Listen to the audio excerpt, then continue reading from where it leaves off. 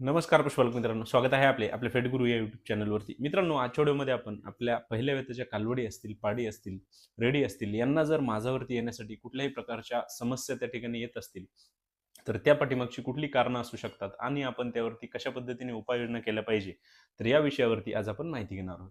मित्रांनो, यामधील पहिली जी काही गोष्ट आहे तर ती म्हणजे आपण आपल्या कालवडी, पाडी, रेडींचे जे काही जंत निर्मूलन आहे, तर ते करणे हे खूप गरजेचे आहे. यामुळे सुद्धा आपल्याला आपल्या कालवडी, पाडी, रेडींना माझ्यावरती आणण्यासाठी त्या ठिकाणी चांगला फायदा हा पाहायला मिळू शकतो. दुसरी गोष्ट मित्रांनो, आपण त्यांच्या आहारामध्ये मिनरल मिक्सचरचा जो काही वापर आहे, तर तो देखील करणे हे खूप गरजेचे आहे.